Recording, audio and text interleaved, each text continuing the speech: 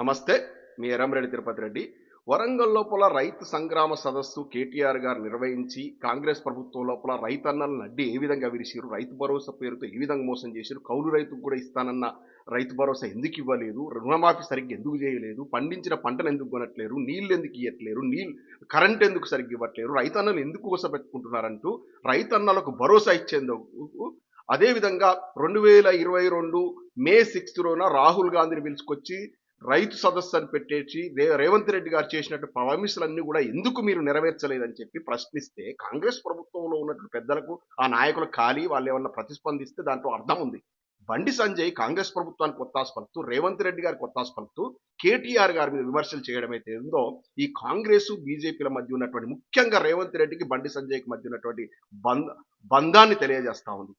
కాంగ్రెస్ ప్రభుత్వాన్ని విమర్శిస్తే బండి సంజయ్కి ఎందుకు గాలుతా ఉంది?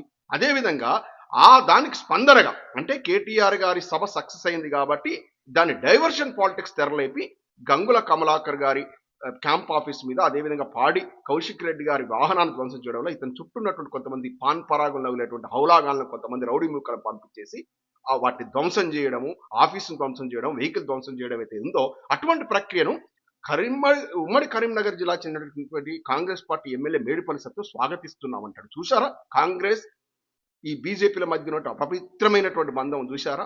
ఇంతకంటే ఏంది? ఇది రాజకీయ వ్యభిచారం కాదా? కాంగ్రెస్ బీజేపీ బద్ధశత్రువులు అని చెప్పుకుంటారు. తెలంగాణ లోపల డైరెక్ట్ ఈ బండి సంజయ్ అనేటోడే ఈ ప్రెస్ మీట్లో చెప్పిండు, అరే కాంగ్రెస్ వాళ్ళు మనం బీజేపీ వాళ్ళు మనం దన్నుకోవడం ఏంద్రపై మనం బీఆర్ఎస్ను పొందబెట్టాలని చెప్పిండు. ఇటువంటి హౌలాగాన్ని అంటున్నాడు. ఎందుకంటే హౌలా మాటలు మాట్లాడుతున్నాడు కాబట్టి. కేటీఆర్ గారు డ్రగ్స్ గీక్స్ అని లింక్ పెడతావా? నువ్వు డ్రగ్స్ తీసుకుంటున్నావు అని ప్రజలంతా మేము కూడా అనుకుంటున్నాం. మరి నువ్వు కూడా ప్రూవ్ చేసుకో. ఇటువంటి హౌలాగాన్ని కేంద్ర సహాయ మంత్రి చేసినటువంటి బీజేపీ వాళ్ళను ఏమనాలో అర్థం కావట్లేదు. ఇట్లనే హౌలా మాటలు మాట్లాడితే, ఇట్లనే సొల్లువాగుడు మాట్లాడితే మైనంపల్లి హనుమంతరావు అనే కాంగ్రెస్ నేత బట్టలు ఉడిదిస్తా అంతారని చెప్తే అప్పుడు నోరు మెదపకుండా ఇంట్లో కూర్చున్నాడు ఈ యూజ్లెస్ ఫెలో.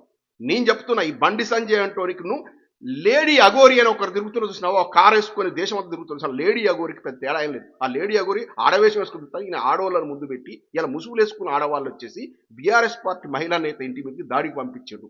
రౌడీ మూకలతోని ఈ లేడీస్తోని ఈ రాజకీయం చేస్తూని ఈ సికండిని ఏమన్నా లేడీ అగోరితో పోల్చినా కూడా ఇంకా తప్పే అనిపిస్తుంది. కనీసం ఏదో దేశం కోసం ధర్మం కోసం అని మాట్లాడతారు పొద్దులేస్తే. గిదా దేశం కోసం ధర్మం కోసం చేసేవాళ్ళు సాక్షాత్తు ఒక ఈ తీవ్రవాద మాదిరిగా రౌడీ మూకలు పంపించేసి ప్రతిపక్ష నాయకుల ఇండ్ల మీద ఆఫీసుల మీద దాడి చేపిస్తారా? ఇది ఆ దేశం కోసం ధర్మం కోసం?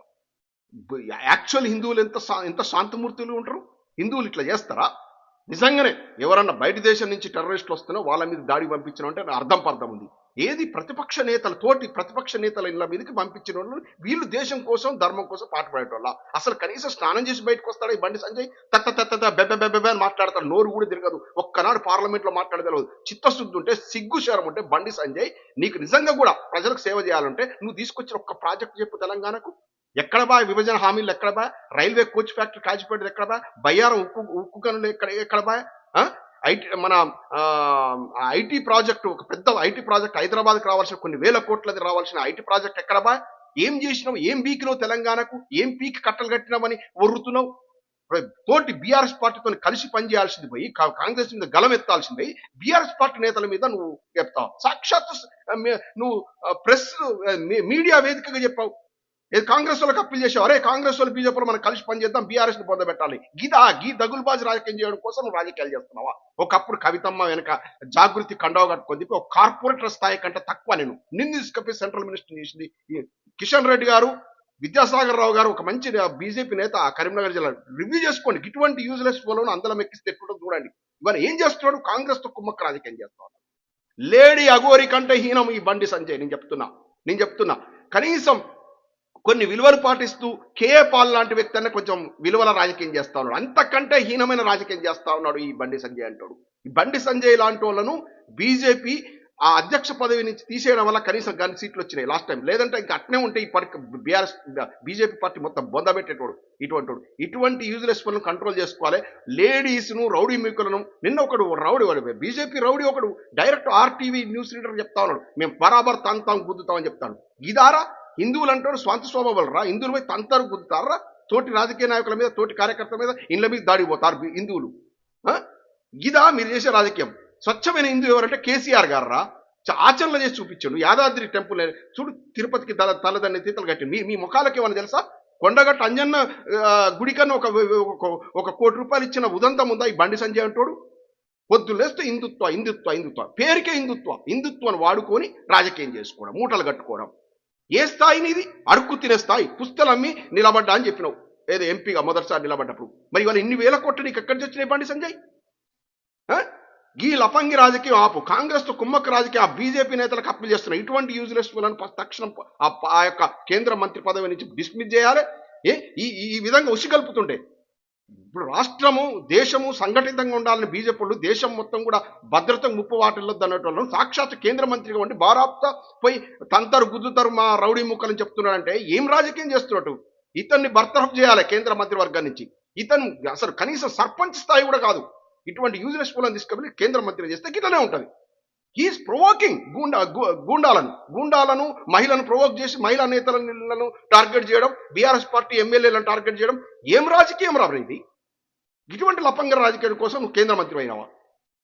తక్షణమే బీజేపీ నాయకత్వం స్పందించాలి. కిషన్ రెడ్డి గారికి అప్పీల్ చేస్తున్నా, ఇటువంటి కంట్రోల్ చేసుకోండి. లేదంటే పెట్రోల్ మీద పోసుకొని తగలబడానికి కూడా తెలంగాణ రాష్ట్రంలో సిద్ధమైన వాళ్ళు, ఆత్మ బలిదానాలు సిద్ధమైనటువంటి గులాబీ కార్యకర్తలు కనుక తలుచుకుంటే ఒక్కడు కూడా బతకడు. ఉరికించి తంతారు ఒక్కొక్క కొడుకును. ఏం మాట్లాడుతున్నారు రాబాయ్? ప్రొవోక్ చేస్తారు. శాంతి భద్రతలకు విఘాతం కలిగే విధంగా ప్రొవోక్ చేస్తారు సాక్షాత్ కేంద్ర మంత్రిగా ఉండి. ఇదా ఇది మీరు చేసే లపంగి రాజకీయం? విఘ్నులైనటువంటి మేధావులకు విజ్ఞప్తి చేస్తున్న ఇటువంటి అవలాగాలను చీల్చి చెండాలని, లేకపోతే ఇది ఇట్లనే తయారవుతుంది. తెలంగాణ ఆగమవుతుంది. ఆగం చేయడానికే పూనుకున్నారు. ఏదో ఉద్రిక్తతలు తీసుకొస్తున్నారు. ఏం రాజకీయం రాబాయ్?